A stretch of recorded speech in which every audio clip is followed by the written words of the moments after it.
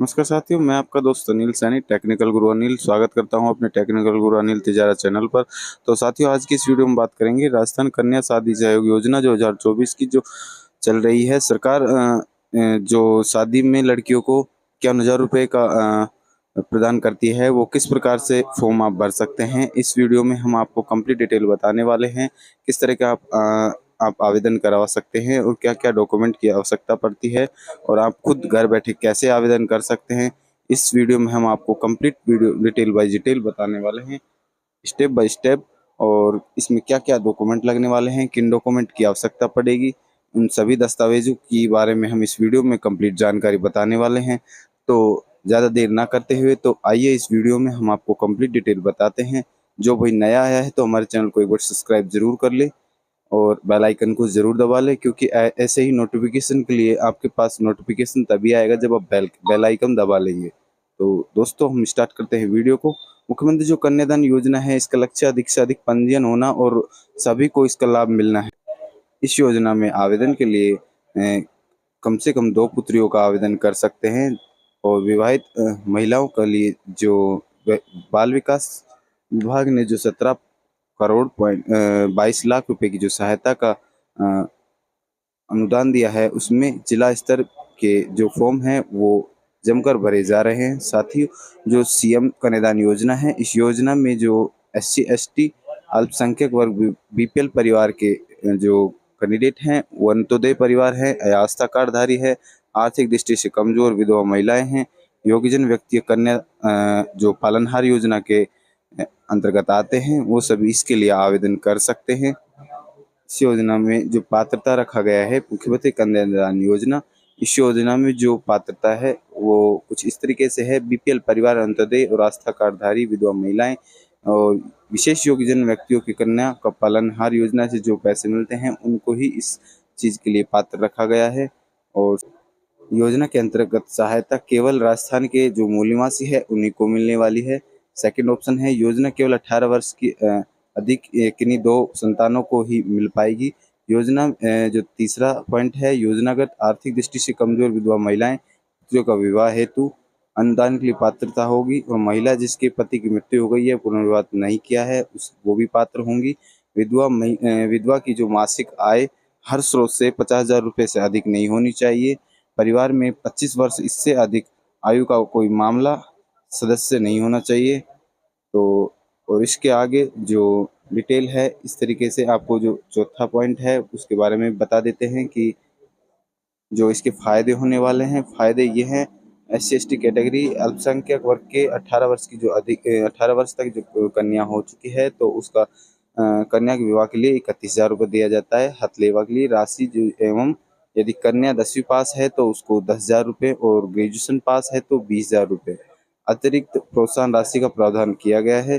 साथ ही बीपीएल परिवार, अंत्योदय परिवार, जो आस्था कार्डधारी कमजोर वर्ग की महिलाएं, विधवा, विशेष योग्यजन कन्याओं के लिए महिला खिलाड़ी व स्वयं स्वयं के विवाह पर 18 वर्ष या अधिक आयु की कन्या पर 21,000 हथलेवा राशि और कन्यादान 10,000, और स्नातक जो महिलाएं हैं कन्या हैं 20,000 अतिरिक्त प्रोत्साहन राशि का प्रावधान किया गया है। साथ में इन ये फायदे मिलने वाले हैं अगर किसी भी जो कन्या है उसने 10वीं पास करके, तो उसे इस तरीके से इन जो क्वालिफिकेशन के आधार पर उनको मिलने वाली है योजना के तहत जो फायदा है। और डॉक्यूमेंट पर आते हैं हम। जो दस्तावेज हैं, वो दस्तावेज क्या आवश्यकता पड़ने वाली है।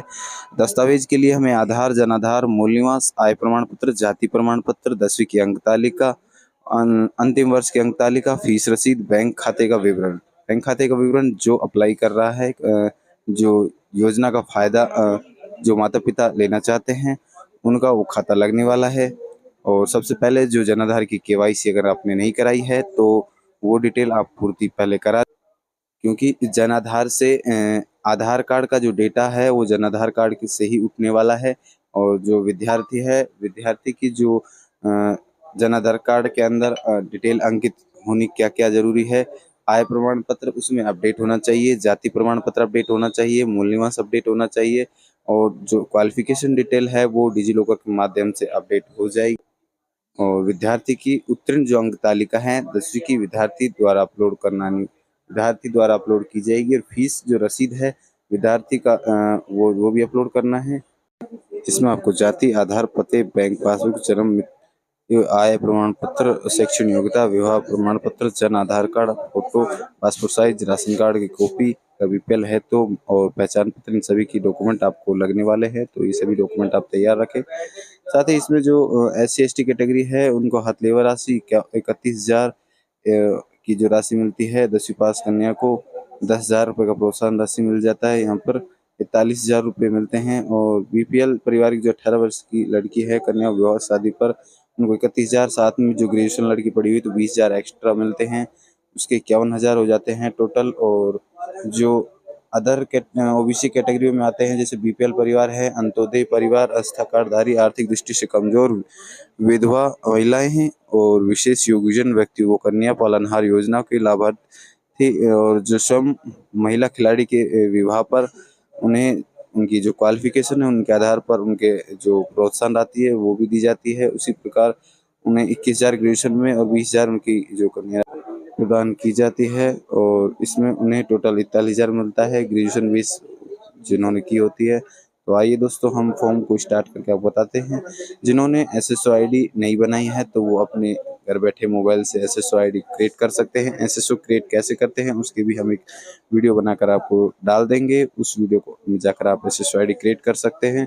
साथ ही और SSO ID क्रिएट है तो उसके सबसे पहले हम जो गूगल में SSO ID को अपना लॉगिन कर लेंगे। SSO ID को हम लॉगिन करने के बाद साथियों इसमें हमें जो ये आइकन दिखाए हुए हैं जो सिटीजन ऐप के, तो उन SJMS के जो पोर्टल है उन सभी को यहाँ पर हमें लॉगिन करके उस पर क्लिक कर लेंगे। साथ ही इसमें जो आपको आइकन दिखा रहा है समाज कल्याण विभाग का, तो इस आइकन पर आप क्लिक कर लेंगे। यहाँ पर जो समाज कल्याण की जो विभाग की जितनी भी वैकेंसियाँ होती हैं या जितने भी योजनाएं हैं तो वो इसी ही पोर्टल पर होती है। क्लिक करने के बाद सामने आपके सामने कुछ इस तरीके से विंडो खुलकर आ जाएगी। यहाँ पर सभी जो योजनाएं होती है हॉस्टल वगैरह की, या फिर CM कन्यादान योजना है, CM कोरोना योजना है, CM अनुप्रति कोचिंग है, DBT वाउचर है, इसी प्रकार की जितनी भी पालनहार वगैरह योजना है सभी योजनाओं को इस समाज कल्याण के एक पोर्टल पर कर दिया गया है। तो इसके बाद हम चलते हैं मुख्यमंत्री जो कन्यादान योजना का जो पोर्टल है उस पर। यहाँ से हम जो आइकन दिखाया हुआ है आपके सामने, इस आइकन पर क्लिक कर लेना है। क्लिक करने के बाद आपको सामने कुछ इस तरीके से आ जाएगा। ई मित्र से अगर आप भर रहे हैं तो ई मित्र धारक के लिए यहाँ से ऑप्शन आता है, आपको वहाँ पर यूजर क्रिएट कराएगा तो यूजर आपको क्रिएट कर लेना है। यूजर क्रिएट करने के बाद आपके सामने कुछ इस तरीके से डिटेल खुल कर आएगी। यहाँ पर आपको अपने जन आधार कार्ड अगर सीड नहीं है तो SSO में सीड कर लें। सीड कर लिया है तो यहाँ से फैच डिटेल करेंगे। या फैच डिटेल करने के बाद आपके जो मुखिया हैं जिससे आवेदन करना चाह रहे हैं तो वो अपनी डिटेल इस यहाँ पर सिलेक्ट कर लेंगे। उस मुखिया को यहाँ से सिलेक्ट करने के बाद उसकी डिटेल जो होती है बैंक खाते की डिटेल और आधार जो जाति की कैटेगरी वगैरह तो वो सभी यहाँ से ऑटो सेलेक्ट हो जाती है। आपकी फॉर्म की डिटेल जो है नीचे वो आपको फिलअप कर लेनी है। नॉर्मल डिटेल है, इसमें जो आपका एड्रेस है, पता है, साथ में आपको बैंक जो जाति और मूल हैं वो दोनों आपके पास होने चाहिए, वो उनकी डिटेल भी आपको फिलअप करनी होगी साथ ही साथ। और आपको यहाँ जो बैंक की डिटेल है बैंक विवरण चेक कर लेना है कि अगर आपका खाता सही है या नहीं। सही है तो ओके है, जो आपका जन आधार कार्ड है वहीं से ही वो डाटा उठता है। और उसके बाद आपको नेक्स्ट प्रोसेस में चलते हैं। यहाँ से ये डिटेल कंप्लीट हो जाती है तो नेक्स्ट प्रोसेस में जैसे ही आप आएंगे तो यहाँ पर आपका फॉर्म कुछ इस तरीके से ये फिलअप होके सामने दिखाता है। इसके बाद हम सेव एंड नेक्स्ट कर लेंगे। इस डिटेल को फिलअप होने के बाद यहाँ से हम जानकारी को अच्छे से चेक कर लें। अगर कोई डिटेल गलत है तो हम उसे पहले ही सुधार सकते हैं। अगर कोई भी चीज़ की कमी रहती है तो उस चीज़ को पहले पूर्ति कर लें। सेव नेक्स्ट करने के बाद अगर सेव कर देते हैं तो उसके बाद चेंजेस का ऑप्शन कम रहते हैं, चेंज नहीं हो पाएगा। उसके बाद आपकी जो विंडो है कुछ इस तरीके से आगे की तरफ बढ़ जाएगी। आगे बढ़ने के बाद यहाँ से आपको जो आपकी 2 पुत्रियाँ हैं या 1 पुत्री है तो उन पुत्रियों को यहाँ चयन कर लेंगे, ऐड करेंगे।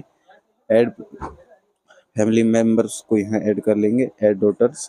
तो ऐड करने के बाद यहाँ से नीचे वो मेंबर आ जाएगा। उसके बाद उसे हम एडिट करके उसकी डिटेल फिलअप करेंगे।